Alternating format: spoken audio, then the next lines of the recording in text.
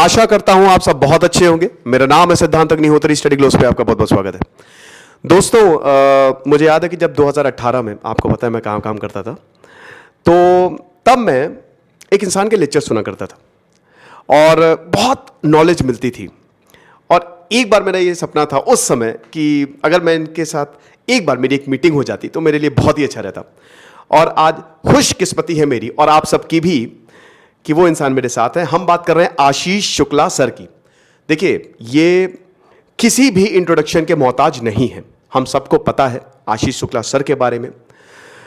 एक तरीके से इनके जो लेक्चर्स हैं इंस्पायरिंग, मोटिवेटिंग, और मुझे ये बोलने में बिल्कुल भी मतलब इसमें कोई दो राय नहीं है कि सर इस समय बहुत बड़े स्पिरिचुअल टीचर्स में से एक हैं।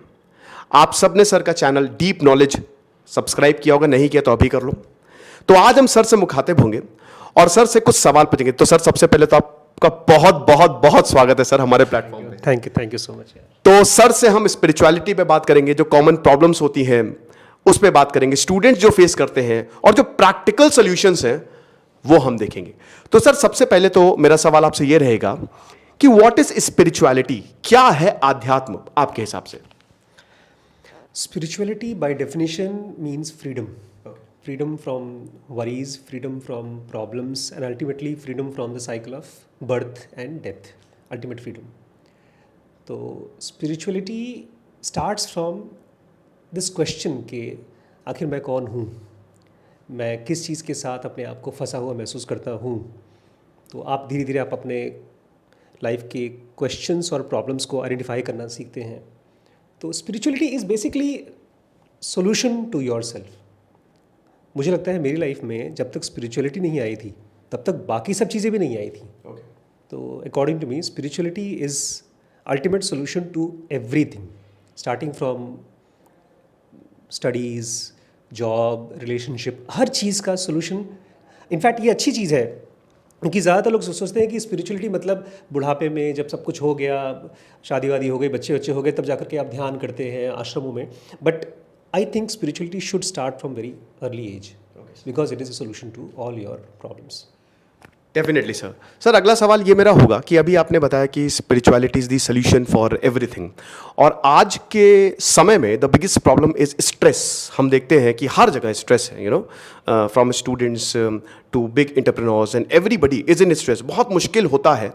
सर, हम आपसे ये पूछना चाहेंगे कि एक तो आज के समय में इंसान दुखी क्यों है? जैसे बुद्ध ने बोला था कि सबसे बड़ा कारण है इच्छा, तो क्या आज भी वो बहुत बड़ा कारण बना हुआ है? और इसका सॉल्यूशन क्या है? कैसे हम स्ट्रेस से ऊपर उठ सकते हैं? सर, थोड़ा सा इसमें मुझे पीछे जाना होगा क्योंकि जैसे आपने कहा कि स्ट्रेस आज ज़्यादा है कंपेयर टू गौतम बुद्धा के टाइम पर। ऐसा नहीं है, स्ट्रेस आज भी उतना ही है, आज पॉपुलेशन ज़्यादा है। बट जो गौतम बुद्धा ने पॉइंट आउट किया, डिज़ायर का कॉज क्या है? आपके हिसाब से डिज़ायर का कॉज क्या है? सर, बहुत ज़्यादा मटेरियलिस्टिक चीज़ों के पीछे भागना, और शायद इतना ज़्यादा सेल्फ अवेयरनेस अपने बारे में नहीं होना। And the third one is कि सच्चाई से बहुत ज़्यादा दूर भागना। मैं एक चीज़ कहना चाहता हूँ आपसे। जब शुरू में हम लोग ओशो को जब सुनते थे ना, तो मेरी तो पढ़ाई ठप हो गई थी। तो शुरू में हम लोग मटीरियलिस्टिक डिज़ायर्स करते हैं और बाद में स्पिरिचुअल डिज़ायर्स करना शुरू कर देते हैं। अब डिज़ायर तो चालू ही रहती है, तो what causes that desire? Desire का प्रोसेस कहाँ से आता है आपके हिसाब से? डिज़ायर का प्रोसेस कहाँ से स्टार्ट होता है? आप बोलना चाहेंगे? नहीं सर, आप ही कंटिन्यू करिए। मेरे हिसाब से सर, डिज़ायर का प्रोसेस शुरुआत से ही शुरू हो जाता है, राइट? शुरुआत से ही शुरू हो जाता है और इस पर बहुत डिपेंड करता है कि हमारा एटमॉस्फेयर कैसा है, हम किस माहौल में हैं। एग्जाम्पल के तौर पे कि अगर दो लोग हैं, दो suppose there are two persons कि, और एक को माहौल बहुत ही अच्छा मिला है तो डेफिनेटली वो उस माहौल के हिसाब से ढलेगा, और दूसरे को माहौल अगर उतना अच्छा नहीं मिला है तो शायद उस माहौल के हिसाब से ढलेगा। बट अगेन ये कॉन्ट्राडिक्टरी एक चीज़ आती है कि जैसे बुद्ध है, बुद्ध को तो बहुत ही बढ़िया माहौल मिला था और स्टिल वो उनको अपने सवालों का जवाब नहीं मिला और वो अल्टीमेट बुद्ध हुए, है ना, सिद्धार्थ से वो बुद्ध हुए। बट मेरे हिसाब से डिज़ायर्स शुरुआत से ही शुरू होता है, जब से हम पैदा होते हैं। और इस पे जो हमारा माहौल है वो बहुत ज़्यादा इस पे क्या कहते हैं कि रोल, हाँ, एड ऑन रोल प्ले करता है। आपके हिसाब से सर आप इस पे ज़्यादा जानकारी देना चाहें, और आपकी जानकारी बहुत ही बेनिफिशियल भी होगी हम सब के लिए। देखिए, हम लोग यूज़ कर रहे हैं रोड का माइक। मुझे सिद्धांत जी ने कहा है कि बहुत अच्छा है ये रोड का माइक, ये बोया का माइक से बेटर है। बेसिकली हमारा जो ब्रेन है उसका स्ट्रक्चर ही ऐसा बना है कि वो अपग्रेडेड नहीं है। ऐसे समझिए जैसे कि एक कार जो शायद 100 साल पुरानी है और जिसके पुर्जे आपस में लड़ रहे हैं, उस लड़ने को ही डिज़ायर कहते हैं। और मैं पॉइंट आउट कर रहा हूँ ब्रेन को। बेसिकली ब्रेन, आज मेडिकल साइंस भी इस बात को मानती है कि 3 मेन चीज़ों से बनी हुई है। इनफैक्ट ब्रेन का काउंटर पार्ट माइंड 3 मेन चीज़ों से बना है। एक बना है ग्रे सेल्स जो सोच सकता है। दूसरा बना है इमोशंस, थैलेमस, हाइपोथैलेमस, जो फील कर सकता है। और तीसरा है इंस्टिंक्ट, जो हमारे बाकी सेंट्रल नर्वस सिस्टम है। अब ये तीनों चीज़ें आपस में इन ट्यून नहीं है, ये लड़ती रहती है। क्योंकि the way of working of I centre और ग्रे सेल्स इज़ डिफरेंट। वो चीज़ों को समझता है सही और गलत, लेकिन हमारा इमोशंस या हाइपोथैलेमस चीज़ों को सही गलत नहीं जानता। वो फील करता है और उसको चाहिए, चाहे कितनी भी गलत हो। तो एक ही ब्रेन एक चीज़ को चाहता है और एक ही ब्रेन एक चीज़ को गलत समझता है। और ये बेसिक कॉन्फ्लिक्ट है, चाहे वो स्पिरिचुअलिटी की डिज़ायर हो, चाहे वो मटेरियलिज्म की डिज़ायर हो। अब वो ब्रेन बेचारा जब नहीं पाता है जिस चीज़ को चाहता है तब तो परेशान है ही, जब पा जाता है तब भी परेशान रहता है। Because this brain as such is not our true self. Spirituality ये भी कहती है कि ठीक है, आप जी लीजिए, आपको पैसा कमाना है, नाम कमाना है, आपको बहुत फेमस बनना है, वो सब चीज़ कर लीजिए, but ultimately you will realize that you will not get that thing जो आप ट्रूली हैं।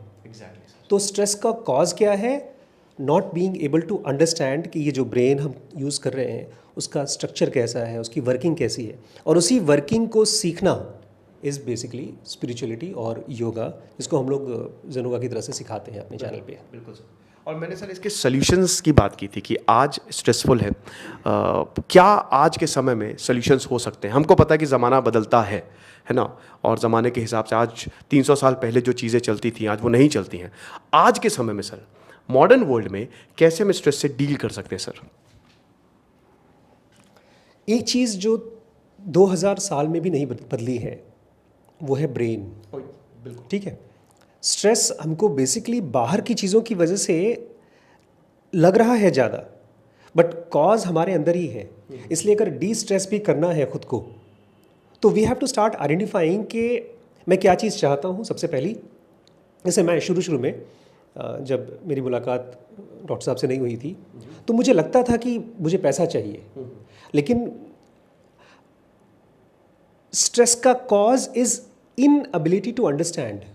तो अगर आपकी लाइफ में एज ए स्टूडेंट या किसी भी बच्चे की लाइफ में अगर स्ट्रेस है, तो अपने आप को क्वेश्चन पूछना शुरू करें कि मैं चाहता क्या हूँ और उसको कैसे पा सकता हूँ, नंबर 1, और उसको डिवाइड करें in small bits and pieces. Because पता है क्या होता है, अभी कल मैं स्कूल गया था अपने बेटे के स्कूल में, तो वहाँ पर उसको करीब 10-12 पेजेस का होमवर्क दे दिया गया था और वो बहुत ही स्ट्रेस था। तो मैं टीचर के पास गया, मैंने कहा आप तो यूट्यूब देखते हैं, आजकल शॉर्ट्स वगैरह चलते हैं, तो आपको लगता नहीं कि अगर यही 10 पेज का होमवर्क अगर आप एक पेज करके दे दें तो बड़ा खुश हो जाएगा? तो वो मेरे बेटे को भी बड़ा अच्छा लगा। तो जो बच्चे एक्चुअली अचीव करना चाहते हैं, आपके हिसाब से मॉडर्न एज में we have got all the ways to divide those things जो हम चाहते हैं। और एक चीज़ सबसे इंपॉर्टेंट चीज़ जो मुझे लगता है लैकिंग है, पिछले 2000 सालों में अभी तक डेवलप नहीं हुई है, बिकॉज किसी ने भी कॉन्शियसली इसके ऊपर काम नहीं किया है, और वो है राइट वे ऑफ लर्निंग और एजुकेशन। अभी भी हमारा जो सिस्टम ऑफ एजुकेशन है वो यही है कि किस तरह से हम कुछ चीज़ों को क्रैम कर लें, एग्ज़ाम दे लें और वो रिजल्ट पा जाएं जिससे हमारी खुशी सपोजिटली मिलेगी, जो कि बाद में अल्टीमेटली मिलती भी नहीं। कितने बच्चे हैं जो गवर्नमेंट जॉब पाने के बाद भी छोड़ देते हैं, because they don't really ask themselves कि मैं चाहता क्या हूँ।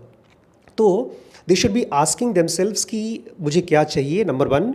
Number 2, do I enjoy what I am doing right now. और ये जो मैं बता रहा हूँ नहीं कोई नई बात नहीं है, इसको भगवान कृष्ण ने गीता में कहा है, अर्जुन कर्म के फल के ऊपर चिंता ध्यान मत दो, कर्म के प्रोसेस को देखो। अब कृष्ण करते क्या था ज़िंदगी, दिन भर बांसुरी बजाते थे, इधर उधर घूमते थे और लड़ाई वड़ाई कर लेते थे, और जब लड़ाई का मैदान में गए तो वहाँ पर अर्जुन को लेक्चर दे रहे हैं, but he was enjoying the process. एक बंदा अगर वो भिखारी भी है और वो बांसुरी बजाने को एंजॉय कर रहा है, he will be D stressed.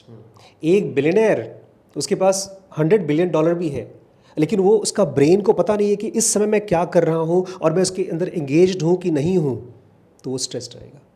आज नेटफ्लिक्स है, यूट्यूब है, आपके जितने भी ढेर सारे ऐप्स हैं, हम करते क्या है, हमारे अपने ब्रेन को एंगेज करने की कोशिश करते हैं। सो डी स्ट्रेस करने का जो बेस्ट तरीका है, try to find out something that you can engage your brain with. Bill Gates पता है क्या करते हैं? बर्तन मांजते हैं। हाँ, yes, जब वो स्ट्रेस्ड होते हैं तो बर्तन मांजते हैं। ज़ेन मॉन्क्स जो जापान में है, वो लोग टॉयलेट साफ़ करते हैं, पता है, रेत पर वो लोग बनाते हैं, डिज़ाइंस बनाते हैं एक एक महीने में, और उसके बाद उसको बिखेर देते हैं। So try to engage yourself into something, result will be byproduct. और जब मिलेगा ना तो आपको लगेगा ठीक है, मिल गया तो ठीक है, मिल गया। इसलिए मैं कहता हूँ अक्सर कि success should come as a byproduct. अगर मर कुट करके आपने वो चीज़ पा लिया जो आप चाहते हैं पाना, तो उसकी कोई बहुत वैल्यू नहीं रहेगी आपकी लाइफ। बिल्कुल सही। आई होप चीज़ें आप समझे होंगे। Basically you should be happy, right? जो भी आप कर रहे हैं अगर उसी में आप खुशी ढूंढ लें, राइट सर, तो या you should enjoy the process. Sir, अगला सवाल मेरा ये रहेगा कि जैसे आपने एजुकेशन सिस्टम की बात की, और हम सबको पता है कि पुराने ज़माने में जैसे जो हमारा कल्चर है वो एक प्रोसेस बताता है कि सबसे पहले आपको ब्रह्मचर्य का पालन करना है, you know, when you are a student, right, then आपको गृहस्थ करना है कि उसके बाद आपकी जिम्मेदारी आ गई, देन उसके बाद आपको वनप्रस्थ, राइट, और उसके बाद फाइनली संन्यास और फिर मोक्ष, राइट। ये हमारा प्रोसेस है। आज का एजुकेशन सिस्टम, क्योंकि हम ये देखते हैं कि आज एक अगर छोटा बच्चा है तो उसका जितना वजन नहीं है उससे ज़्यादा वजन उसके बैग का होता है, और हम ये देखते हैं कि स्टूडेंट्स में भी सुसाइड रेट जो है वो बढ़ते जा रहे हैं, यू नो। और तो सर, आपको ये नहीं लगता कि जो हमारा पहले का सिस्टम था, जैसे अगर हम ब्रह्मचर्य की बात करें तो वो उसका एक ये रीज़न है कि उस समय you have to be pure, आपको ध्यान करना सिखाया जाता था ताकि डिस्ट्रैक्शन ना आए और आप अपने अंदर झांक के वो पावर को हार्नेस कर सके।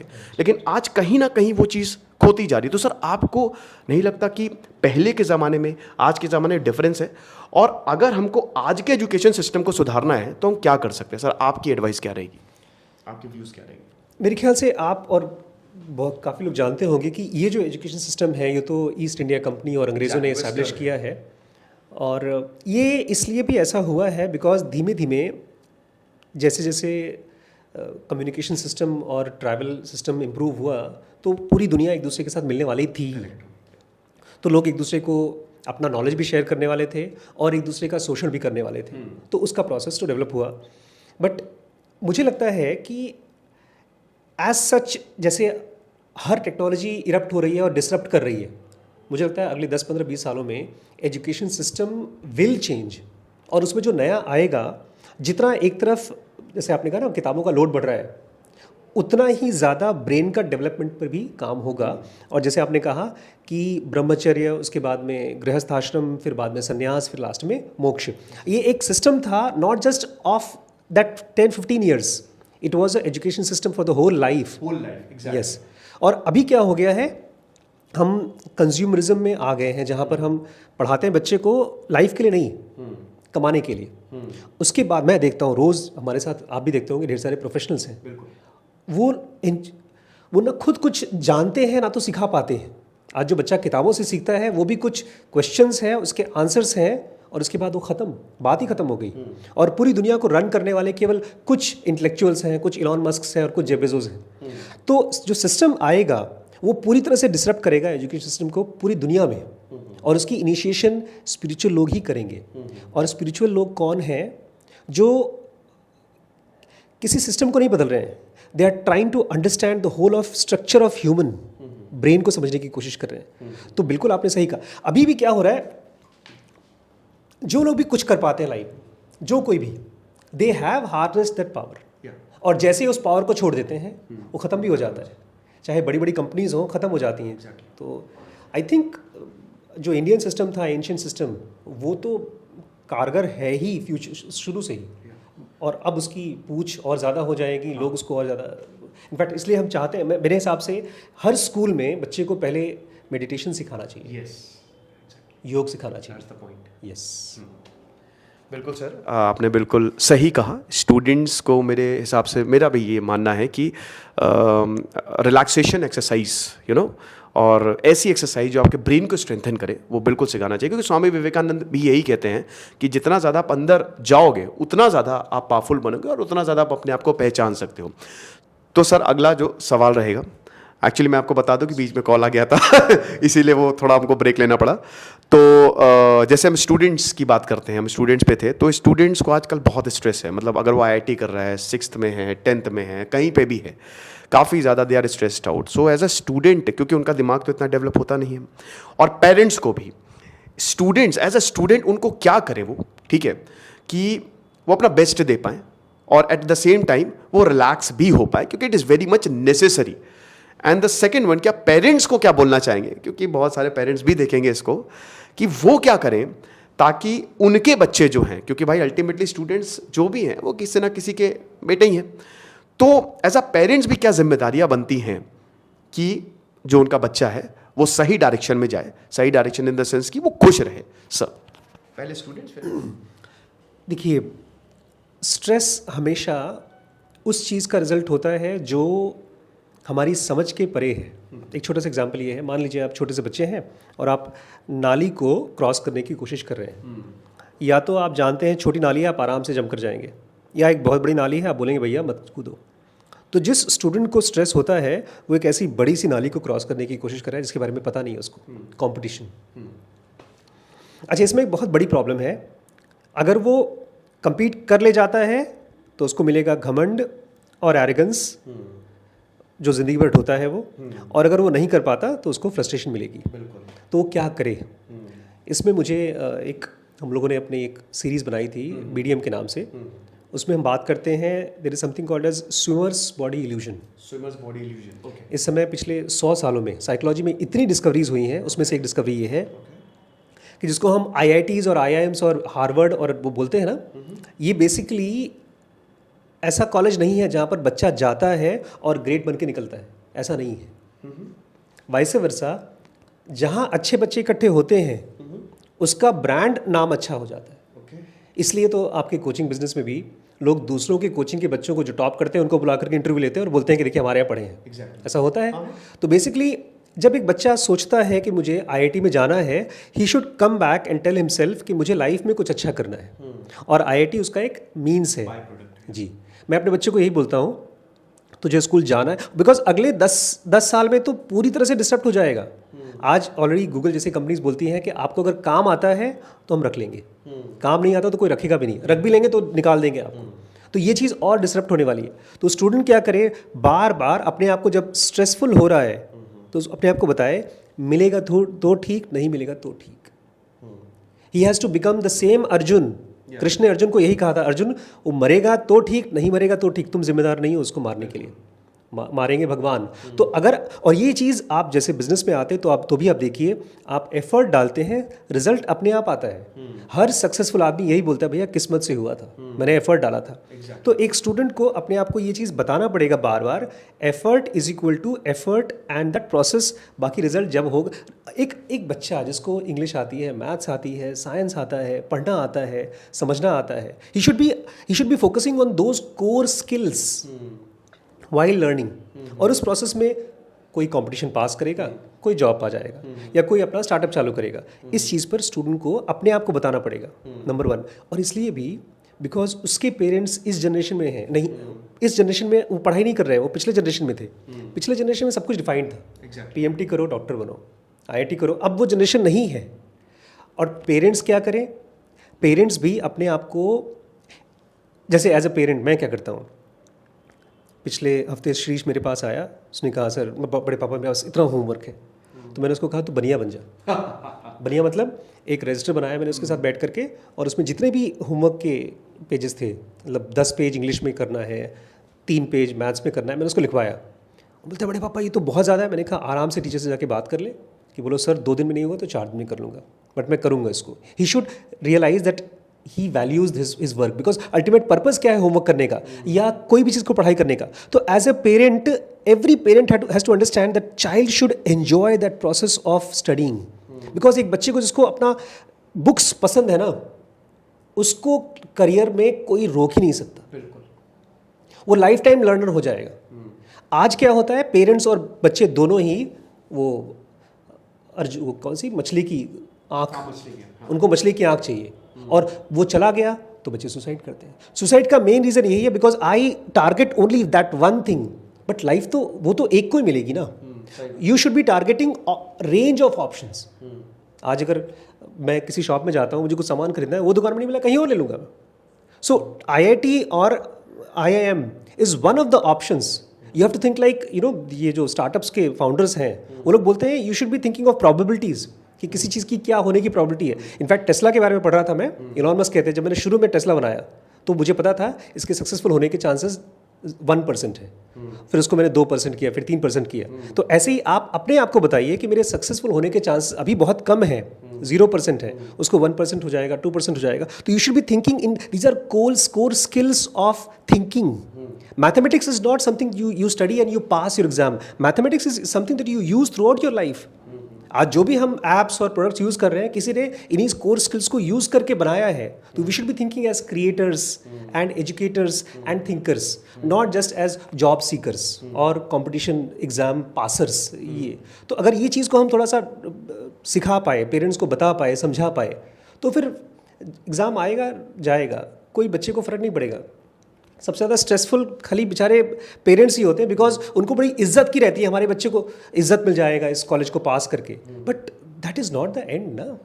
तो as a parent I would say कि आप बच्चे को थोड़ा सा एग्ज़ाम के बाद का दिखाइए कि क्या होगा, बिकॉज आपके पास एक्सपीरियंस है. और एज अ स्टूडेंट अपने आप को बताइए कि ये वही है, क्लास 3rd 4th 5th में सब में हमने एग्ज़ाम दिया, पास हुए, बात ख़त्म हो गई, अब कोई याद भी नहीं रखता. सो उसको छोड़ दे.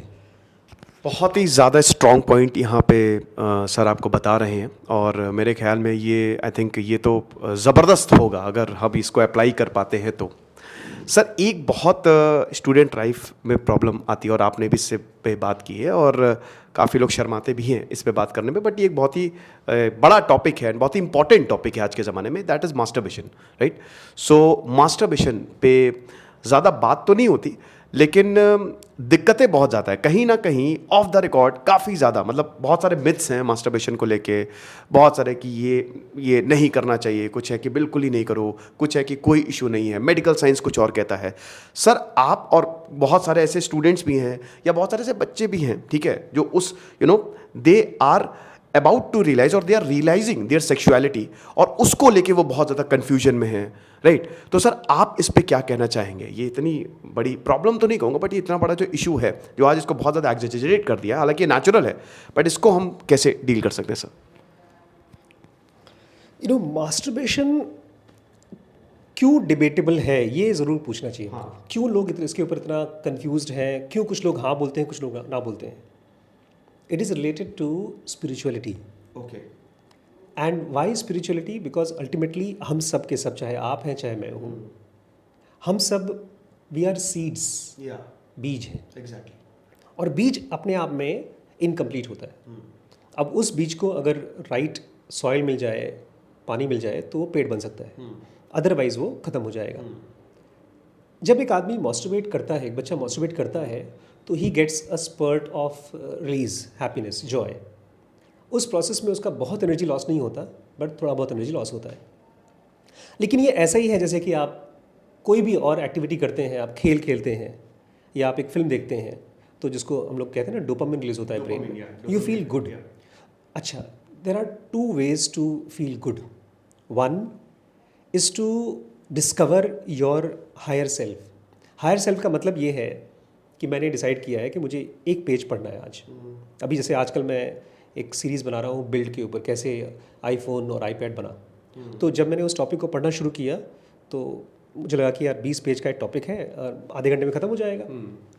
उस बीच में मैंने डिसाइड किया कि मुझे फ़ोन नहीं चलाना है. अगर मैं फ़ोन को ओपन करता हूँ तो डिस्ट्रैक्ट करेगा. तो वो चीज़ अगर मैं कर लेता हूँ तो I will feel happy, because मैंने डिसाइड किया है और मैं कर लूँगा. और बीच में अगर मैं छोड़ देता हूँ और फ़ोन देखता हूँ तो इट इज़ काइंड ऑफ हार, एक तरह से मेंटल हार है। तो एक बच्चा जब मॉस्टरबेशन में जाता है, he gets a experience but he misses on something जिसको मैं बोलता हूँ एबिलिटी टू रिस्ट्रेन। इसको पुराने ज़माने में, जैसे आपने अभी कहा, ब्रह्मचर्य कहा गया। तो एक तो होता है पावर ऑफ डूइंग और एक होता है पावर ऑफ रिस्ट्रेन डूइंग। पुराने ज़माने में साधु उसी को मानते थे जो अपनी चीज़ों को रिस्ट्रेन कर सकता है। अच्छा, इसको हम लोग जनोगा में, मतलब हमारी जो स्पिरिचुअल कोचिंग है उसमें हम बताते हैं कि किस तरह से इंसान को या हम सभी को एक फ्री विल मिली है, freedom to do whatever we want. But nature ने ये फ्रीडम दिया नहीं है। जैसे एक बच्चे को अगर मैं बोलता हूँ कि तुम्हें जो करना है कर लो, बट एज ए पेरेंट मैं जानता हूँ वो शराब नहीं पीना चाहिए, वो सिगरेट नहीं पीना चाहिए। ऐसे ही नेचर ने भी हमको ढेर सारी फ्रीडम दी है, बट वो फ्रीडम का अगर हम इस्तेमाल करके हम रिलीज़ ले लेते हैं, एंजॉय कर लेते हैं, we will be just bartering, अपना हम कीमती सामान दे करके बहुत सस्ता एक्सपीरियंस ले रहे हैं। तो एक बच्चे को ठीक है, उसने मास्टरबेशन कर लिया, आज कल कर लिया, परसों कर लिया, this is one of the body's natural activity as you said, but he should be feeling happy any time he doesn't do it. This is the only way to become the master of your sexual activity. Because जैसे कोई cigarette पीता है तो उसको जैसे stress होता है उसको सिगरेट चाहिए। ऐसे ही पढ़ाई में या नॉर्मल लाइफ के स्ट्रेस में भी जैसे आप परेशान होते हैं, you want to go and do some masturbation, it's a release. But a person has to start enjoying not doing it. ये फर्स्ट लेवल ऑफ एक्सपीरियंस है। मैं इसमें एक और चीज़ ऐड करना चाहता हूँ। कल मेरा बेटा मेरे साथ गया पासपोर्ट ऑफिस, मेरे 2 बच्चे हैं, गौरी और वैभव, और वहाँ पर ये दोनों अनप्रिपेयर्ड गए थे। चाहिए थे करीब 10 पेपर्स, जो डॉक्यूमेंट्स चाहिए थे वो सब ले जाना चाहिए था उनको, ले नहीं गए थे। वहाँ पर पहुँचे और वो सब डॉक्यूमेंट्स नहीं इनकम्प्लीट है। तो मेरी तरफ देखते बच्चे, पापा को गुस्सा आएगा, तो बोलते हैं पापा को गुस्सा नहीं आ रहा है। मैंने कहा नहीं, मेरे ब्रेन में थॉट्स चल रहे हैं और मुझे लगता नहीं कि मुझे एक्सप्रेस करना चाहिए अभी, ये थॉट्स इस लायक नहीं है, वो डिजॉल्व हो जा रहे हैं। वो देखकर मुस्कुराया, वापस आए, हम वापस गए। पूरे प्रोसेस में he was very happy that पापा ने गुस्सा नहीं किया। बट पापा ने क्या किया, I restrained releasing those words which are not going to be useful. अगर मैं वो वर्ड बोल भी देता कि तुम लोग अनप्रिपेयर्ड आए हो, तुम ये हो, तुम वो हो, तो उससे क्या उनकी पर्सनालिटी में या उनके हैबिट्स में इंप्रूवमेंट होता? But not saying those things gave me strength. In fact मैं उसको बोल रहा था कि पता है मेरे ब्रेन में ऐसा चल रहा है जैसे कि गर्म पानी और उसमें जो भी थॉट्स आ रहे हैं वो बर्फ़ की तरह है। अगर मैं उसको भी बोल भी देता हूँ तो उसका कोई फ़ायदा नहीं है। तो जैसे आपके थॉट्स आपके ब्रेन में होते हैं, ऐसे ही आपका स्पर्म आपके सेक्सुअल ऑर्गन्स में होता है। आपने अगर रिलीज़ कर दिया तो ठीक है, कोई बात नहीं। अगर नहीं किया, यू आर स्ट्रॉन्गर। अच्छा, इसको मिसअंडरस्टैंड कैसे करते हैं लोग? वो कहते हैं कि अगर आपने कर दिया तो गलत है। नहीं, it is a natural process. हमको ये रियलाइज़ करना, ये समझना पड़ेगा प्रैक्टिकली, इसको जस्ट थियरेटिकली नहीं। जितनी बार भी आप इसको नहीं करेंगे, यू विल फील स्ट्रॉन्गर, और जब ज़रूरत पड़ेगी तो करेंगे भी। अच्छी प्रोजनी आती ही वहीं से है जहाँ पर एक स्ट्रॉन्ग बॉडी माइंड रहता है और स्पर्म देता है। वी नीड रिस्ट्रेनर्स बट नॉट इसको एक स्पिरिचुअलिटी में हम लोग बोलते हैं डिनायल। इसमें हमको करना ही नहीं चाहिए और गलत है। ये एक, मुझे लगता है ये थॉट की गरीबी है। जो ब्रह्मचर्य का जो थॉट है ना, it is a very subtle movement like a music. जैसे आप गाते हो ना, तो आप गलत गा लेते हो तो it's not wrong, you are practicing. तो ऐसे ही बॉडी का और सेक्स का एक मूवमेंट है जिसको आपको प्रैक्टिस करके एक सुर बनाना होगा। So it is a game. इसको गेम की तरह सीखें और खेलें। It's a master game basically, it's a master game of life. So we should be using it. इस बजाय इसमें फ्रस्ट्रेट होने की ज़रूरत नहीं है, ये बहुत बिग डील नहीं है।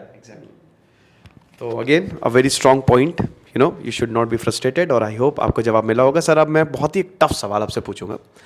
हाँ, ये मेरे मन में भी चलता है और इसको लोगों ने अपने अपने हिसाब से व्याख्या की है। ठीक है, okay, it's okay.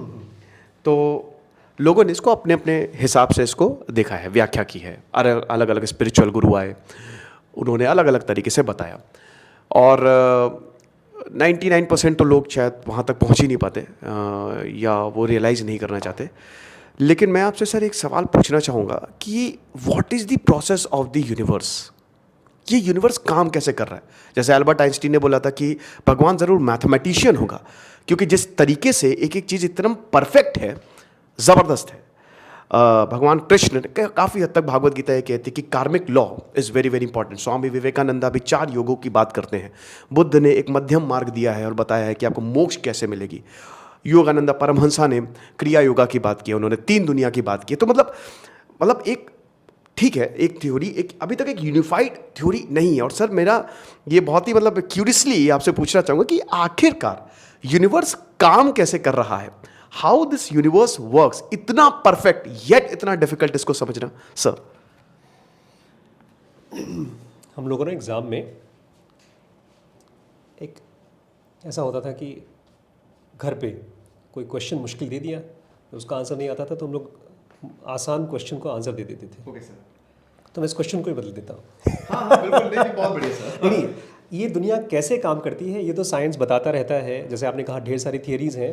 The right question would be what is the purpose of this universe. Okay. और जब आप यूनिवर्स के बारे में पूछ रहे हैं तो अल्टीमेटली आप यूनिवर्स के बारे में नहीं पूछ रहे हैं, खुद के बारे में पूछ रहे हैं कि आखिर भैया मैं यहाँ क्या कर रहा हूँ। अच्छा, इस दुनिया की वर्किंग क्या है? इसमें भी जो कोर में भगवत गीता और पतंजलि योग सूत्र बात करते हैं, वो ये कहते हैं कि ये दुनिया 3 अलग अलग लेयर्स की बनी हुई है। इस दुनिया को एग्जिस्टेंस कहते हैं स्क्रिप्चर्स में। एग्जिस्टेंस मतलब that which comes, remains and goes, और इसको माया भी कहते हैं। बट इसके बैकग्राउंड में एक ऐसी एंटिटी हाइपोथेसिस है जो कि अभी थियरी है, बाद में आप एक्सपीरियंस करके रियलाइज़ करेंगे। इसको क्रिएशन कहते हैं, इसको आत्मन कहते हैं, परम कहते हैं। वो उसका ना शुरू है ना कोई अंत है। तो एक तरफ वो है और एक तरफ है एग्जिस्टेंस। अच्छा, एग्जिस्टेंस में भी माना जाता है कि देयर आर 3 लेयर्स, भू, भुवः एंड सुवः। जिसको भू को मतलब फिजिकल वर्ल्ड, भुवः मतलब जिसको मैं कहता हूँ मॉलिकुलर वर्ल्ड या तो एस्ट्रल वर्ल्ड, और Suvah is one more subtle world. लेकिन ये सारी की सारी चीज़ें थियरी हैं और पर्पस इस दुनिया का नहीं है। पर्पस हमारा है कि हम यहाँ पर क्यों आए हैं।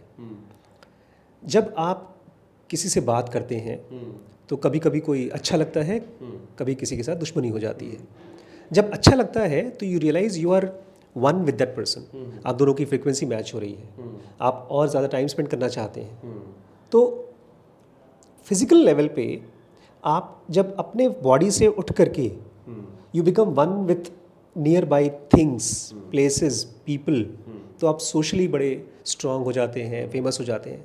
तो कुछ लोगों को लगता है कि हमारी लाइफ का यही पर्पस था। तो कुछ लोग पॉलिटिशियन बनना चाहते हैं, कुछ लोग फिल्म मेकर बनना चाहते हैं। बट उसके बाद भी वो भी एक पॉइंट के बाद आकर उनको लगता है कि यार ये तो पूरी बात नहीं हुई है, कहानी पूरी ख़त्म नहीं हुई है। So ultimately there is a point जहाँ पर गौतम बुद्ध जैसे लोग आते हैं और कहते हैं यार अगर सब कुछ करने के बाद आदमी मर ही जाएगा तो क्या फ़ायदा। तो बुद्ध जैसे लोग या कृष्ण जैसे लोग ये बोलते हैं अच्छा ठीक है, अगर मर जाएगा तो क्या हम लोग पहले ही मर जाए, मतलब not suicide, can we die to this body that dies. Basically इस तरह के क्वेश्चंस, पता है ये बड़ी इंपॉर्टेंट चीज़ है इवन टू थिंक कि इस टाइप के क्वेश्चंस इस ब्रेन में आ पाते हैं। बिकॉज देखिए आपका लैपटॉप है, उसमें कोई भी ऐसा सॉफ्टवेयर नहीं है कि लैपटॉप को बर्स्ट कर दे या ख़त्म कर दे। लेकिन हमारा ह्यूमन ब्रेन में इस टाइप के थॉट्स भी आ सकते हैं कि हम सुसाइड कर सकते हैं और आदमी का स्वयं ख़त्म हो सकता है, परम आ सकता है। इस तरह की बातें इसीलिए है because somewhere rishis believe and they have experienced that is the purpose of life. एक आदमी का या एक जीव का पर्पज़ है परम हो पाना। यहाँ पर एक छोटी सी बात मैं और ऐड करना चाहूँगा, थोड़ा सा मैं कॉम्प्लेक्स आपने भाई मुश्किल बात पूछी है तो मैं बहुत सही सर, बिल्कुल आप बहुत आसान तरीके से इसको समझा रहे हो। हम इस दुनिया को जीते हैं थ्रू कॉन्शियसनेस, चेतना। चेतना के 3 स्तर होते हैं। एक होता है सिंपल कॉन्शियसनेस जो कि पेड़ पौधों में होती है बहुत कम मात्रा में, उसके बाद जानवरों में होती है। सिंपल कॉन्शियसनेस मतलब उनको भूख का एहसास है, अपने होने का एहसास है। उसके बाद आती है इंसानों की कॉन्शियसनेस, इसको हम बोलते हैं सेल्फ कॉन्शियसनेस, जिसमें वो अपने बारे में इस बॉडी के अलावा भी इमेजिन कर सकता है इनफैक्ट वो एक्सपीरियंस भी करता है रोज़, सोते समय एक्सपीरियंस करता है, लेकिन ये कंप्लीट कॉन्शियसनेस नहीं है। इसके ऊपर आता है, इसको बोलते हैं कॉस्मिक कॉन्शियसनेस या डिवाइन कॉन्शियसनेस। वो कैसी होती है? That is the purpose of this universe. तो आपका ये क्वेश्चन पूछना कि ये दुनिया काम कैसे करती है, मैंने उसको चेंज करके क्वेश्चन बना दिया, ये दुनिया क्यों है, और that is to realize that you are the cosmic consciousness. और आपने एक बात पूछी है, वो आपके इनफैक्ट क्वेश्चन में ही आंसर है। आपने कहा कि ये दुनिया परफेक्टली चलती है। इनफैक्ट यस, परफेक्टली चलती है, बट हमारा ब्रेन जब इस दुनिया को देखता है, अपनी लाइफ को देखता है, तो उसको ढेर सारी इम्परफेक्शंस दिखती हैं। और वो इसलिए दिखती है बिकॉज अभी भी इस ब्रेन का रिकैलिब्रेशन नहीं हुआ है कायदे से। अभी इसकी एक लंबी मतलब चर्चा होनी चाहिए थी कि जो हमारा ह्यूमन ब्रेन भी है, ये उस लेवल पे नहीं है जहाँ पर एक एनलाइटन मास्टर का ब्रेन होता है। Biologically there are actually neural cells वो डेवलप होते हैं, तब जाके आप एक्सपीरियंस कर पाते हैं cosmic consciousness. It is basically brain का, जैसे आपके फ़ोन में और लैपटॉप में अपग्रेड करते हैं, ऐसे ही देर आर प्रोसेसेस जो कि अपग्रेड होकर के देन यू रियलाइज, अच्छा ये दुनिया परफेक्टली सीमलेसली कैसे काम कर रही है और उस पर आपका रोल क्या है। इनफैक्ट आगे की साइंस ये भी कहती है कि जिसको हम प्लैनेट्स कहते हैं अपनी कम बुद्धि से, they are not planets, they are beings. जैसे हम और आप बीइंग्स हैं, ऐसे बीइंग्स हैं। But to know that we have to reach the cosmic consciousness. ये बेसिक ग्रेजुएशन चाहिए हर एक बंदे को इस क्वेश्चन का आंसर जानने के लिए कि दुनिया क्यों है। और सर ये कैसे हम जान सकते हैं? ये कैसे जान सकते हैं, इनफैक्ट मुझे लगता है कि हम सब की लाइफ में यही बेसिक क्वेश्चन है जिसको हम भरने की कोशिश करते हैं बाकी चीज़ों से, और लेकिन भर नहीं पाते। तो इसी का तरीका है अष्टांग योग, यम नियम, आसन, प्राणायाम, प्रत्याहार, धारणा, ध्यान, समाधि। और हम कैसे जान सकते हैं? By getting rid of ideas. Because पता है क्या होता है, बहुत से लोग हैं जो बोलते हैं कि सर हम समाधि में चले जाएंगे तो हमारा काम धाम रुक जाएगा। This is absolutely rubbish. ये जो यम नियम है, this is basically upgrading your own brain. जब आप प्रत्याहार की स्टेज पे जाते हैं तो आप फिजिकल बॉडी के अलावा भी बहुत सी चीज़ों को कर सकते हैं। तो we have to get rid of ideas and start studying theory and practices. और मैं फिर से बताता हूँ साफ साफ कि इसमें कोई आदमी साधु सन्यासी बन करके घर बार छोड़ करके नहीं जीता। वो हर एक आदमी की अपनी डेस्टिनी होती है। और कुछ लोग होते हैं जो दुनिया को इम्प्रूव करते हैं, और कुछ लोग होते हैं जो आश्रम बनाते हैं। उसी की वजह से सिविलाइजेशंस आती हैं। But you have to be taking this seriously. It can not be done part time. अगर हम सोचें कि चलो भाई 4 धाम कर लिया तो मुझे मोक्ष मिल जाएगा, it is not a short term. Even पढ़ाई भी शॉर्ट टर्म नहीं है और करियर भी शॉर्ट टर्म नहीं है, और ये तो पूरी बॉडी का रीहॉलिंग है। How can this be short term? It has to be taken like a full time one life time course. नहीं सर ने पूरा ही एकदम यू टर्न मार दिया सवाल का, बहुत बढ़िया तरीके से आंसर किया। सर एक चीज़ मैं ये पूछना चाहूँगा, क्योंकि आपने साधुओं की बात की, महात्मा की बात की, तो एक ये बड़ा चलता है आजकल, बड़ा कहना आसान है कि अरे मुझे तो मतलब जब हम बहुत परेशान होते हैं, मैं जा रहा हूँ हरिद्वार, मैं तो साधु बन जाऊँगा, मुझे सब छोड़ना है। ओशो ये कहते थे कि मतलब ये भी एक बहुत बड़ा फ्लॉ है ना, इच्छा होना भी, कि आपको लगता है मोक्ष की इच्छा, तो इच्छा भी एक बहुत बड़ा फ्लॉ है। तो सर मैं ये भी थोड़ा सा टफ होगा, लेकिन मैं आपसे ये पूछना चाहूँगा कि हम कहते हैं, लेकिन मैंने एक इंटरव्यू में, बहुत बड़े स्पिरिचुअल लीडर थे, उन्होंने एक इंटरव्यू में बोला था कि साधुओं को भी प्रॉब्लम होती है, ऐसा नहीं है कि वो भी परफेक्ट नहीं है, उनको भी प्रॉब्लम होती है।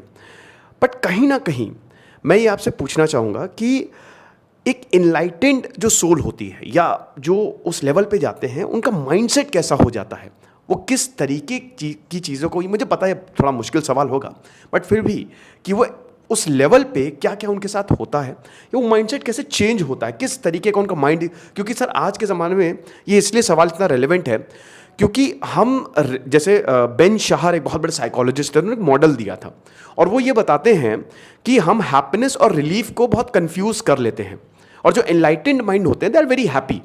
जैसे हमने अगर यूपीएससी की तैयारी की, हमने 2 साल तैयारी करके वो एग्ज़ाम निकाला, हम हैप्पी नहीं, हम रिलीफ हैं। हैप्पी कब होंगे? क्योंकि हमको रिलीफ मिला, और 3-4 महीने बाद हम फिर परेशान हो जाएंगे, हमको वो जॉब भी बेकार लगने लगेगी। हैप्पी माइंड वो होता है जो बहुत ही अच्छा। तो सर मैं ये आपसे पूछना चाहूँगा कि जो एक एनलाइटेंड माइंड होता है, उनका माइंड सेट कैसा होता है, और आपने बताया कि वहाँ तक पहुँचना कैसे है। एक तरीके से आपने यही बताया, स्वामी विवेकानंद को भी मैं कोट करना चाहूँगा, रामकृष्ण परमहंस को भी, कि जितना ज़्यादा अंदर जाओगे उतना ही ज़्यादा कनेक्शन स्ट्रांग होता जाएगा। बट उनका माइंडसेट कैसा होता है, थोड़ा सा मुश्किल सवाल है, बट अगर आप इस पर थोड़ी नज़र डालें सर। इसको एक एनालॉजी से, एग्जाम्पल से समझेंगे। जब छोटा बच्चा होता है, बहुत छोटा बच्चा, तो उसको जब भाषा नहीं आती तो कुछ भी बोलता है, खाली उसकी माँ समझ पाती है या कोई आसपास के जो साथ में रहते हैं वो समझ पाते हैं। लेकिन जब ऑब्वियसली जब लैंग्वेज डेवलप हो जाती है तो वो अपनी बातें बता पाता है। जब एक आदमी एनलाइटन हो जाता है तो उसका ब्रेन को एक तरह से ऐसी लैंग्वेज आती है जिसमें उसको बात सोचना नहीं पड़ता। सबसे पहले ये, हमको अभी कुछ भी करना हो बहुत सोचना पड़ता है। अच्छा, उसमें भी एक बड़ी इंटरेस्टिंग चीज़ है, ये तो सभी जगह पर ट्रू है, ये दुनिया बनी है ढेर सारी प्रोबेबिलिटीज़ की और बहुत कम पॉसिबिलिटीज़ की। सही बात है। ये दुनिया बनी है, एक कॉलेज है जिसमें कि 100 सीट है और 1 करोड़ बच्चे एग्ज़ाम दे रहे हैं, तो प्रोबेबिलिटी केवल 100 है, पॉसिबिलिटी केवल 100 है और प्रोबेबिलिटी बेचारे 1 करोड़ की है। लाइफ में ना, अगर हमारा दिमाग सोचना, यूज़लेस सोचना छोड़ सके तो उसको पता चल जाएगा कि यहाँ से वहाँ तक जाना चाहिए कि नहीं जाना चाहिए, उसकी पॉसिबिलिटी है कि नहीं। इसीलिए जो एनलाइटन मास्टर्स होते हैं वो लोग, अक्सर ऐसा होता है कि जो वो सोचते हैं वो हो जाता है, वाइस वर्सा, इनफैक्ट वही वो चाहते हैं जो होने वाला है। बिल्कुल। तो उनका ब्रेन एक तो इतना ज़्यादा एनर्जी इकट्ठा करके रख पाता है क्योंकि उनको कुछ वेस्ट नहीं करना पड़ता। It is a zero wastage machine. Okay. एक एनलाइटन आदमी, आप ये कह सकते हैं कि एक एनलाइटन आदमी का ब्रेन, जैसे हम सोते हैं ना तो बड़ा फ्रेश होते हैं, हाँ। तो कहा जाता है सुषुप्ति इज इक्वल टू तुरिया। तुरिया इज अ स्टेट ऑफ समाधि, कि थॉट्स नहीं चलते उनको। Thoughts, yes, thoughtless. लेकिन जब हम इसको सुनते हैं ना तो हमको लगता है कि सर हम भी थॉटलेस होने की कोशिश करते हैं, बट हम नहीं हो सकते, बिकॉज अभी थॉट्स हमारा, it is something we are using to survive. आज अगर मैं थॉट्स नहीं यूज़ करूँगा तो मैं पढ़ नहीं पाऊँगा, मैं किसी से बात नहीं कर पाऊँगा, मैं अपनी बात किसी को समझा नहीं पाऊँगा। But when you are in the state जिसको हम कहते हैं ना, इनफैक्ट हाँ, ये तो जब एक आदमी एनलाइटन होता है तो उसका सेक्शन 2B खुलता है, और सेक्शन 2B 3 चीज़ें कर पाता है। सेक्शन 2 होता क्या है? बेसिकली हमारा ब्रेन 4 सेक्शंस में डिवाइडेड है बाय ज़नोगा। ज़नोगा इज़ अ एंशिएंट साइंस जिसमें कि बुद्ध की और कृष्ण की टीचिंग्स हैं। ज़ेन मींस एक्चुअली ध्यान। ज़ेन मीन्स ध्यान जापान में, और योगा इज़ इंडियन योगा। तो उसमें बताते हैं कि ह्यूमन माइंड के 4 सेक्शंस होते हैं। ओके। 4 सेक्शंस में सबसे पहला सेक्शन होता है कॉन्शियस माइंड, जिसको हम लोग यूज़ कर रहे हैं फिलहाल बातचीत करने के लिए। इसमें 4 पार्ट होते हैं कॉन्शियस माइंड में, intelligence, emotion, sexuality and motor. ये चारों इस फिजिकल वर्ल्ड में हम रोज़ यूज़ करते हैं कॉन्शियसली। इसके ऊपर का पार्ट होता है सेक्शन 2, इसको ज़नोगा 2 पार्ट में डिवाइड करती है। सेक्शन 2A जो कि हमारी फिजिकल बॉडी की वो सारी एक्टिविटी गवर्न करती है जिसके लिए हम कॉन्शियस नहीं हैं, खाना पचना, खून बनना, कहीं रिपेयर होना, वो सभी चीज़ें। Section 2B is the other part जो कि अभी तक पूरी तरह से इवॉल्व नहीं है, डेवलप नहीं। जब वो तभी डेवलप होता है जब आप कॉन्शियसली कई साल तक अपने ऊपर काम करते हो, अपने ब्रेन के सेल्स को डेवलप करते हो थ्रू सम स्पेसिफिक प्रैक्टिसेस। और जब वो डेवलप होता है then you are able to do 3 things: concentration, meditation and intuition. तो इंट्यूशन में आपको राइट चीज़ें पता चल पाती हैं, ये करना चाहिए कि नहीं करना चाहिए। कॉन्सेंट्रेशन, आप कोई भी काम करते हो तो आप डिस्ट्रैक्टेड नहीं होते हो। और meditation is when you are able to go without thoughts for quite good long time. लेकिन ये सेक्शन 2B का काम है। सेक्शन 3 में इनफैक्ट अब थोड़ा सा चीज़ें कॉम्प्लिकेटेड इसलिए हो जाती हैं बिकॉज लोग सोचते हैं कि फालतू की बातें हैं, सब हवाई बातें हैं। उसको कहते हैं पैरामेंटल सेंटर, जहाँ पर आप मॉलिकुलर बॉडी के थ्रू काम कर सकते हैं। इनफैक्ट रमण महर्षि का एक बहुत ही यूनिक उनकी बायोग्राफी है, उसमें एग्जांपल दिया है। वो बैठे हुए थे और बोलते मैं उड़ने लगा, हाँ, और फिर वो गायब होकर के हवा में गायब हो गए और फिर कहीं और प्रकट हुए। तो इस तरह की चीज़ें लोग बिलीव नहीं करते, बट ऐसा होता है, अक्सर होता है। ऑटोबायोग्राफी ऑफ योगी में भी वो भी योगानंद परमहंस यही बताता है कि वो एक टाइम पे दो, और ऐसा बहुत से मास्टर्स के बारे में, हाँ बहुत से।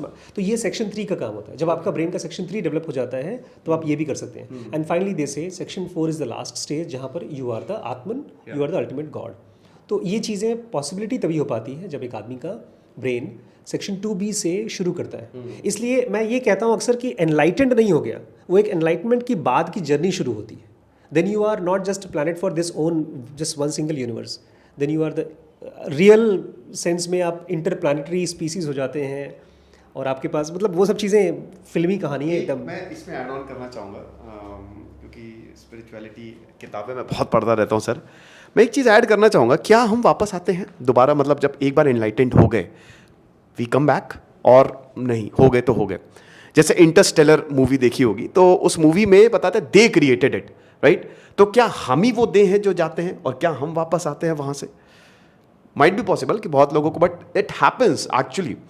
साइंस सिर्फ 10% चीज़ों को ये भी डिफाइन कर पाया है, बट ये यूनिवर्स इट इज़ वेरी बहुत सारी चीज़ें जो हम कहते थे या हमारी योगियों ने की थी, वो सच साबित हुई है थ्रू साइंस। तो सर क्या हम वापस आते हैं? ये मेरा आउट ऑफ क्यूरियोसिटी सवाल रहेगा। इसमें ना थोड़ा सा एक चीज़ समझना होगा। अब जब हम कहते हैं मैं, तो फिर हम इस फिजिकल बॉडी को बोलते हैं, और इस फिजिकल बॉडी का मतलब है कुछ चीज़ें जो हमने खाई हैं और ह्यूमन टिश्यूज़ बन गई हैं, और कुछ मेमोरीज। और अगर ये मेमोरीज मेरी डिज़ोल्व हो गई at the time of enlightenment, तो फिर एक सेल्फ जिसको हम बोलते हैं वो बचता नहीं है, खत्म हो गया। अच्छा, लेकिन उसके बाद जो भी हम हैं वही बचता है, एंड जिसको हम वापस आना और जाना कहते हैं। इनफैक्ट मैं मेरे बेटे को बता रहा था, once you reach a stage of cosmic consciousness, तो you are existing at the same time in the whole universe. That is the state जिसमें आपको कहीं जाना आना नहीं होता। जैसे अगर मैं आपको यहाँ टच करता हूँ, तो आपकी इस उंगली को भी पता है कि यहाँ टच किया गया है। तो you are not just single piece of consciousness in this small region, you are the cosmic consciousness जो कि पूरी जगह स्प्रेड है। I mean God-like characteristic you have attained, right? You in fact are the God. In fact हम God इसलिए बोलते हैं because हमारे लिए गॉड एक बड़ी ऑ की चीज़ है। और की चीज़, yeah, exactly. But once you go to sleep, in fact ज़रूर ये भी बड़े अच्छे से बोलती है कि अभी इंसानों ने, इवन बायोलॉजिस्ट ने या डॉक्टर्स ने स्लीप को भी नहीं समझा है कि हम स्लीप में क्या करते हैं या कैसे जाते हैं, हमारी कौन सी पीस जाती है, कौन सा कॉन्शियसनेस जाता है, और क्या कैसे वो सब चीज़ें एक्सपीरियंस करके वापस आता है। कहते हैं कि वो एस्ट्रल वर्ल्ड में जाती है, सपने में भी आप तो जो हम बोलते हैं ना कि क्या हम चले जाते हैं तो वापस आते हैं, अगर कोई ये कहता है कि वापस नहीं आ सकता है तो गलत है। Because once you are a god, you can do everything, but you don't need to do. In fact जब हम अभी आए हैं तो हम संस्कारों की और अपनी कर्मों की वजह से आए हैं। हमने एक परिवार को चूज़ किया है, हमने कुछ अच्छी चीज़ें और बुरी चीज़ों एक्सपीरियंस को करने के लिए चूज़ किया है। But once you come as then you come as a avatar, जैसे कृष्ण कहते हैं ना कि मैं आता हूँ, बट उनको सब, मुझे सब याद है, तुम्हें याद नहीं। So that you obviously come, but you come as a, जैसे आजकल भाई स्कूल से बच्चा पास होकर जाता है तो वापस स्कूल में कब आता है? गेस्ट लेक्चर की तरह आता है, वो पढ़ने के लिए स्टूडेंट की तरह नहीं आता है। तो you come as a boss, not as a उड़ा दिया सर एकदम जबरदस्त, मतलब क्लैप क्लैप क्लैप, सुपर्ब। तो ये बहुत ही स्ट्रॉन्ग आपने एक रीज़न दिया है। दिस इज, और मुझे मेरे सवाल का हाँ ये एक है जवाब कि दिस मतलब ऐसे काम करता है। That's how the universe works actually. और मेरा अगला सवाल सर, एक्चुअली मैं सवाल भूलने वाला था, मैं भूल गया इतना खो गया मैं ये एक्चुअली एक ऐसे कैंडिड कॉन्वर्सेशन है, मैं आपको बता दूं। सर आए और फिर उन्होंने कहा कि चलो एक चिट चैट सेशन हो जाए। तो मैं एक चीज़ पूछना चाहता हूं कि जैसे बहुत सारी चीज़ें हैं कि अच्छे लोगों के साथ बुरा होता है ना? मेरा इस पर कुछ अलग मानना है, लेकिन सर आप एक सेंटेंस है कि हम अच्छे हैं, हमारे साथ बुरा हो रहा है, क्यों हो रहा है? हम तो अच्छे हैं, लेकिन अच्छे लोगों के साथ बुरा होता है। क्या वाकई ऐसा है सर? वाकई में अच्छे लोगों के साथ बुरा होता है? वाकई में सारे बेईमान लोग बैठे हुए हैं शीर्ष पे? ऐसा है सर? आपके हिसाब से क्या है? I mean what is this? जो भी हमारे साथ होता है ना, उसमें कुछ तो हमारा एक्टिविटी होती है, बट बहुत कुछ होता है प्रारब्ध, जिसमें कि वो चीज़ की पॉसिबिलिटी होती है। मान लीजिए आपके पास जेब में 1000 रुपये रखा है, तो आप उसको खर्च कर देंगे। तो ऐसे ही जो भी हम करते हैं ना, हमारे साथ वो हो रहा है जो हमने पहले किया है। तो एक अच्छा आदमी, अच्छा एक इम्पॉर्टेंट चीज़ ये है कि बाय डेफिनेशन किसी के साथ भी कुछ भी हो रहा है, वो उसको एंजॉयमेंट के लिए नहीं हो रहा है। आपको लगता होगा कि वो आदमी, देखो यार बेकार आदमी है, फिर भी मर्सिडीज में घूम रहा है, और मैं यहाँ पर बड़ा शरीफ आदमी हूँ, फिर भी मेरे पास आल्टो है। बाय डेफिनेशन ये universe is not a place जिसको कहते हैं भोग भूमि। ये यूनिवर्स भोग भूमि नहीं है। ये यूनिवर्स है एक कॉलेज या स्कूल। तो आप चाहे मर्सिडीज में घूमें, चाहे आप साइकिल पे घूमें, you are here for learning some lesson, not nothing else. तो जब तक आप वो लेसन नहीं सीख लेते हैं, चाहे आप मर्सिडीज में घूमिए, आपको फिर से उस स्कूल में आना पड़ेगा। अच्छा, हमारे एंगल से लगता है यार मर्सिडीज में बैठ के घूमते तो बड़ा मज़ा आता, बट जब आप मर्सिडीज में जाएंगे ना तो आपको लगेगा कि यार इससे भी कुछ और होता तो मज़ा आता, because basically you are not here. एक बच्चा स्कूल जाता है और स्कूल में टाइम पास करता है, बट स्कूल में जाता टाइम पास करने नहीं है। अगर वो अपनी क्लासेस की पढ़ाई पूरी नहीं करता है तो उसको बार बार फेल करके फिर से स्कूल वहीं पढ़ाएगा। तो दिस दुनिया, अगर कोई आदमी जो सो कॉल्ड बैड आदमी है और उसके साथ अच्छा हो रहा है, वो और अंधी कंडीशन में है। और मेरे हिसाब से सबसे अच्छा आदमी वो है जिसको पता चले पर्पस ऑफ अच्छाई। पता है, हम सबके सब बहुत डीप डाउन बनिया है, अच्छाई करते हैं इस उम्मीद में कि हमारे साथ भी अच्छा हो। अच्छाई का पर्पस ये है कि हमारी ब्रेन की प्योरिटी डेवलप हो। We should be able to perceive, look and understand things better. और उससे ये भी फ़ायदा होता है आपके साथ, जिसको आप अच्छा कहते हैं, कंफर्ट कहते हैं, वो भी आप कॉन्शियसली चूज कर सकते हो, जी सकते हो। एक आदमी अगर समझदार है, अच्छा लास्टली, चीज़ों को पाना जिसको भी हम एंजॉय करते हैं वो तो एक पार्ट है, उसको एंजॉय करने की कैपेबिलिटी तो हमारे अंदर है। सही बात। तो एक समझदार आदमी, मेरे हिसाब से मैं दुनिया को दो पार्ट में डिवाइड करता हूँ, कंफ्यूज्ड और समझदार। अच्छा और बुरा नहीं, अच्छा और बुरा इज रॉन्ग डेफिनेशन, वो बायस्ड है। अगर आपको मेरी शर्ट अच्छी लगी तो आप बोलेंगे अच्छा। तो जो आदमी कंफ्यूज्ड है, वो उसके पास कोई भी आप संसाधन दे दीजिए, कुछ दिन में उसको बर्बाद कर देगा, अपने आप को ही बर्बाद कर देगा। वैसे वर्सा, अगर कोई आदमी समझदार है तो वो हर चीज़ के साथ एंजॉय करेगा, और जब उसको बहुत ज़्यादा चीज़ें मिलेंगी तो फंसेगा नहीं, because he will remember the purpose of his being is freedom, knowledge and not enjoying. ये दुनिया है ही नहीं उसके लिए। Superb thought again. और सर अब हम इस समापन की ओर बढ़ रहे हैं, लेकिन अब मैं थोड़े से और तगड़े सवाल पूछूंगा। और एक अभी हम क्योंकि बर्थ की बात कर रहे थे, तो मेरा आपसे ये सवाल रहेगा, जैसे बहुत लोग ये बोलते हैं, चारवाक फिलॉसफी में भी है काफ़ी, कि ये सब बकवास है, you no it doesn't exist, कुछ नहीं है, बस जियो। और ये सब फंडे हैं एक तरीके से डराने के लिए, तुम अच्छे कर्म करो, अगर तुमको नहीं बोलेंगे तो तुम करोगे नहीं। और ये भी बोला जाता है कि जो, जैसे हम लोग बोलते हैं कि क्योंकि किसी को नहीं पता, नोबडी एक्चुअली नोस, अभी अगर एग्जिस्टिंग दुनिया की बात करें डीप डाउन, तो वी ऑल नो, जब हम उस लेवल पे चले जाते हैं कि what happens after death, right. और सर मेरा ये लास्ट सवाल था, बट इसी में ही मैं इसको कर देता हूँ। आपने भी बोला था कि we are actually preparing ourselves for the death, and that is a very very strong sentence. मतलब इस पूरे सेंटेंस पे एक पूरी किताब लिखी जा सकती है। तो इस पे तो हम बाद में आएंगे, लेकिन सर मुझे ये जानना है और सबको ये जानना है कि हम मरने के बाद जन्म लेते हैं, तो क्या हमारे कर्म जो हैं उसको उसके हिसाब से जन्म होता है, या हमारे कर्म जो है, हमारे कर्मों का फल अभी मिलता है, या जो जन्म और मरने की बात है यही झूठ है क्या सर, सच्चाई क्या है? मैं तो इसको बहुत ही आसान तरीके से समझ चुका हूँ। मतलब अगर मुझे किसी को समझाना भी होगा तो बच्चों को भी मैं ऐसे ही समझाता हूँ। जन्म एंड बर्थ, जन्म और मरना इज इक्वल टू सोना और जगना।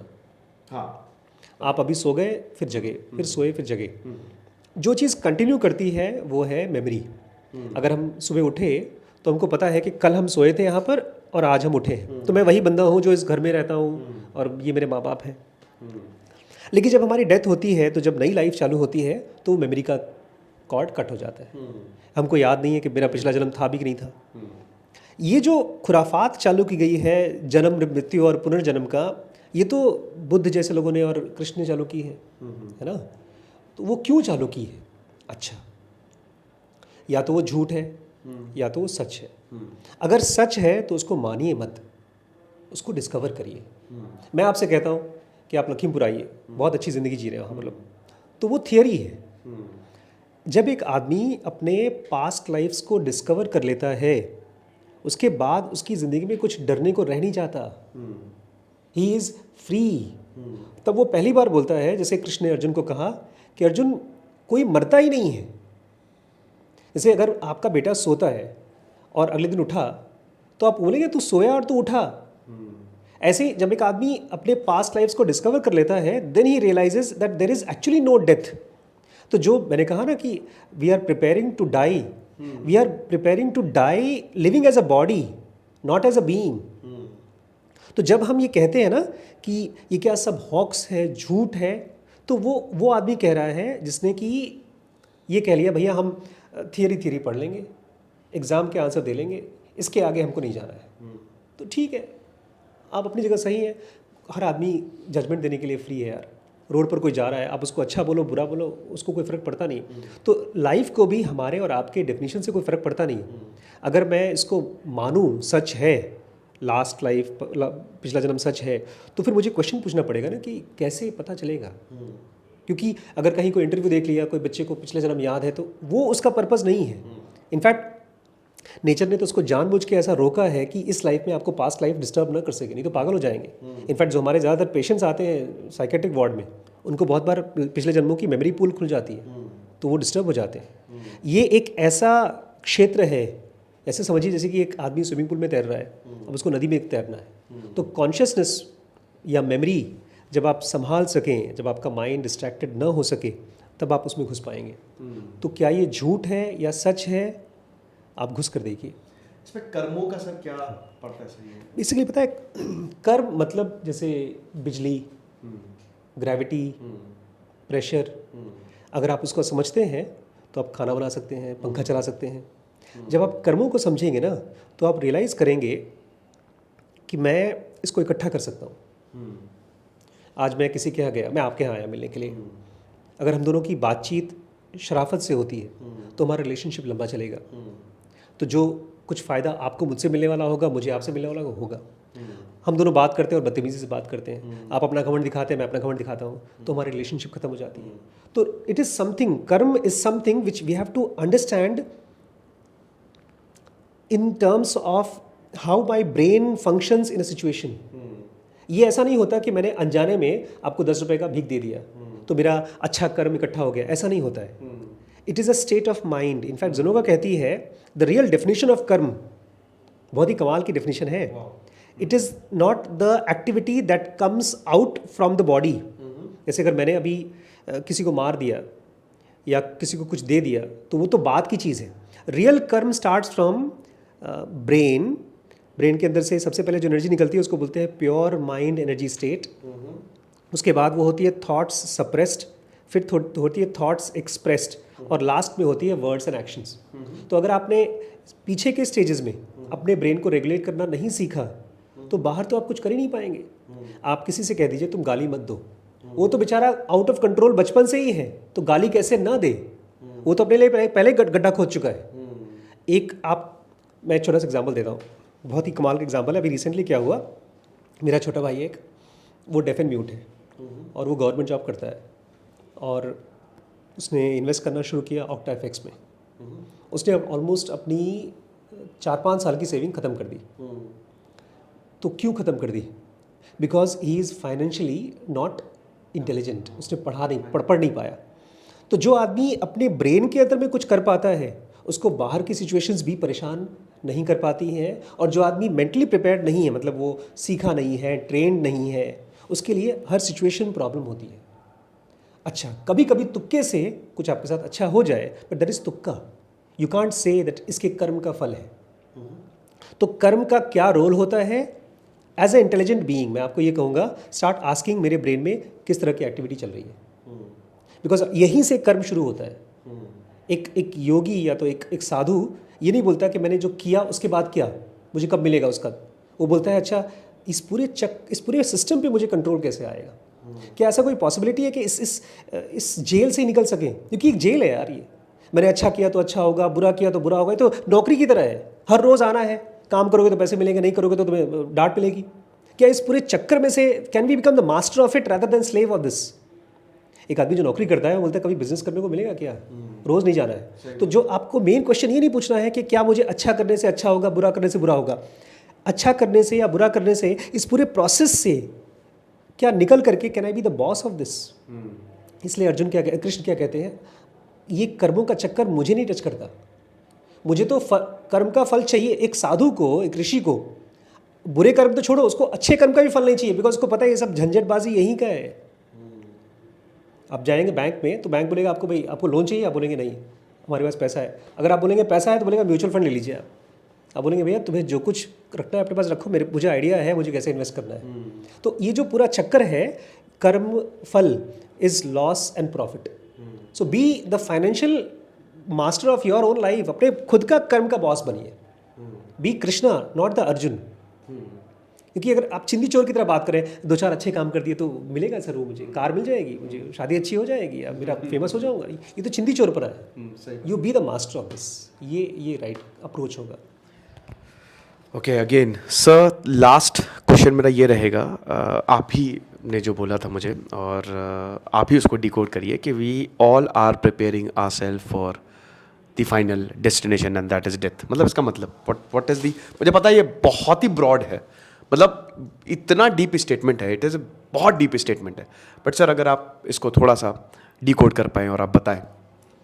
इसको मैं बच्चों के लिए बहुत ही सिंपल भाषा में बोलूँगा। डाइंग टू योर सेल्फ और preparing to die means preparing to not respond to your memories as an automatic machine. हम लोग क्या करते हैं, जो अच्छी अच्छी मेमोरीज होती हैं उसको बचा के रखना चाहते हैं, उसको फिर से जीना चाहते हैं, और जो ख़राब है ऑब्वियसली उससे बचना चाहते हैं। और यही दुख का कारण भी है, बिकॉज रियलिटी और लाइफ इज़ नाउ, यहाँ पर है। हम दोनों बातचीत कर रहे हैं, या ये कमरा है। अगर इस समय बैठ करके मैं सोच रहा हूँ किसी चीज़ को और उसके लिए मैं दुखी या खुश हो रहा हूँ, तो that is what is pain और सफरिंग। तो डेथ, प्रिपेयरिंग फॉर डेथ मतलब नींद में या मेमोरी में न जीना। 90% लोग यही करते हैं। अच्छा, दूसरी चीज़ कि अगर हम बहुत बिजी हैं अपनी लाइफ में, जैसे अभी मैं रिसेंटली अभी सुबह सुबह किसी के यहाँ गया था, तो बड़े दुखी थे कि हमारे घर के जो सबसे इम्पोर्टेंट मेंबर थे उनकी डेथ हो गई 2 महीने पहले। वो इस घर के सब मेन करता धरता थे, तो दुखी थे वो लोग। बट ये जो डेथ हुई है वो अपने आप में फिजिकल डेथ तो सबको पता ही होने वाली है। जब जैसे बुद्ध कहते हैं ना कि एक आदमी मरने वाला है तो तुम उसको देखो और तुम रियलाइज करो तुम भी मरने वाले हो। When you will realize, in fact, dying, preparing to die means having least thoughts about past, having insights but not thoughts, having clarity but not emotions. Because हमको जो फंसाता है ना वो हमारी मेमोरीज ही है। अगर आपने खाली ये चीज़ को पकड़ लिया, मेमोरीज को, आप बैठे हैं यहाँ पे और आप कुछ सोच रहे हैं कि यार मेरे साथ ये हो सकता था, मेरी शादी इससे हो सकती थी, या मैंने ये बड़ा बिजनेस अपॉर्चुनिटी लॉस कर दिया, तो वो memory you have to die to it, you have to know that वो है नहीं अभी। ये छोटी चीज़ नहीं है एक्चुअली। मैं इसलिए बोल रहा हूँ छोटी चीज़ नहीं है बिकॉज मैं जब डॉक्टर साहब से मिला, मतलब अपनी वाइफ से मिला, तो मैं अक्सर उनसे कहता हूँ जो मेरी कॉलेज में गर्लफ्रेंड थी ना उससे तुम 100 टाइम्स बेटर हो। But this is not something romantic. वो जो कॉलेज में लड़की थी जिसको मैं पसंद करता था, she doesn't exist right now, वो है ही नहीं। अगर आप पास्ट के प्रति मर जाते हैं तो आपकी मौत नहीं होगी। Then you start living in a zone which is beyond memories. In fact जिसको भी आप एनलाइटेंड बोलते हैं वो मेमोरीज में रहती ही नहीं है। मेमोरीज बनती ही बॉडी से है। बॉडी ये बेसिकली हमारे पास, आप एक मशीन बनाते हैं, कैमरा बनाते हैं तो स्टोर करता है और हार्ड ड्राइव में स्टोर होता है। तो इस बॉडी के साथ जो कुछ भी हो रहा है वो स्टोर होता है यहाँ पर ब्रेन में, और उसी को आप फिर से कंटिन्यू कर करके जीते रहते हैं। इनफैक्ट मरने के बाद हमारी डेथ भी प्रॉपरली हो नहीं पाती है। तो अगर आप मेमोरी को पहचाने और बोलें बस ये वाली चीज़ तो है ही नहीं, और छोड़ सकें, तो आप बहुत तेज़ी से ग्रो कर सकते हैं इवन मटीरियल वर्ल्ड में।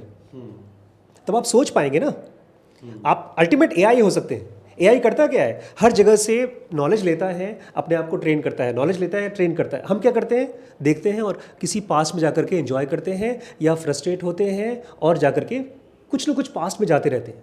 बहुत कम लोग ऐसे हैं जो पास्ट को इंसाइट के लिए यूज़ करते हैं। कहते हैं जो सिविलाइजेशंस, नॉट बीइंग्स, लोग नहीं, जो सिविलाइजेशन हिस्ट्री नहीं जानती वो फिर से वही रिपीट करेगी। लेकिन हिस्ट्री मतलब इंडिविजुअल हिस्ट्री नहीं, सिविलाइजेशन की हिस्ट्री। हम वॉर्स कर रहे हैं, न्यूक्लियर बॉम्ब्स बना रहे हैं, but if you can die to your memory, तब तो आपकी लेवल ऑफ स्पीसीज ही अलग हो जाती है, तब आप कॉस्मिक माइंड हो जाते हैं। मैंने कहा ना, cosmic consciousness doesn't operate on memories, that is why it doesn't die. तो how to die, how to prepare for death, आप देखिए कौन सी मेमोरी जो आपको डिस्टर्ब कर रही है, बोलिए वो है नहीं। आप खाली बोलना भी शुरू कर देंगे ना, धीरे धीरे आपकी मेमोरीज आपको परेशान करना बंद कर देंगी, and then there is no death for you.